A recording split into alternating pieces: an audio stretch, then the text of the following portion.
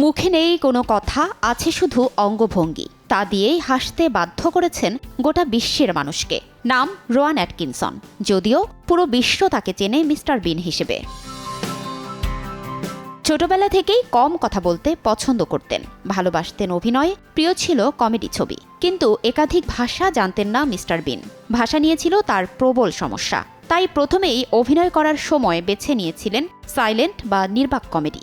ভেবেছিলেন দর্শকদের পছন্দ হলে শো চলবে, না হলে ফিরে যাবেন নিজের কাজে। তবে মাত্র 14টা এপিসোডই যে তাকে এতটা জনপ্রিয়তা দেবে তা কে জানত।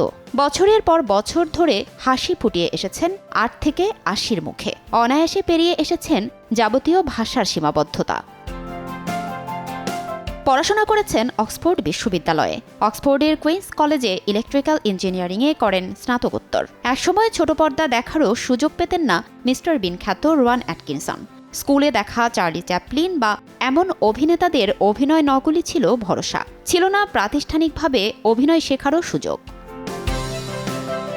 অথচ সেই মিস্টার বিনের করা 14টা এপিসোডই এখন পর্যন্ত 200টারও বেশি দেশে দেখানো হয়েছে। যেহেতু তার অভিনয়ে প্রাধান্য পায় মূলত শারীরিক কমেডি, তাই বিভিন্ন ভাষায় অনুবাদ করারও প্রয়োজন হয়নি। তবে তার জনপ্রিয়তাকে মাথায় রেখে পরবর্তীতে তাকে নিয়ে বড় পর্দাতেও তৈরি হয়েছে ছবি, এবং সেগুলোও যেন পূর্বনির্ধারিতভাবেই জনপ্রিয়তা পেয়েছে। মিস্টার বিন শুরু করার আগে কথা হয়েছিল এই চরিত্রের নাম দেওয়া হবে কোনো একটি সবজির নাম অনুযায়ী। শেষমেশ চূড়ান্ত হয় মিস্টার বিন নামটি। অভিনয়ের পাশাপাশি একাধিক বই লিখেছেন, করেছেন পরিচালনাও। স্ত্রী সন্তান নিয়ে ব্যক্তিগত জীবনেও বেশ সুখী মানুষ হিসেবেই পরিচিত বর্তমান বিশ্বের সবচেয়ে জনপ্রিয় কমেডি চরিত্র মিস্টার বিন।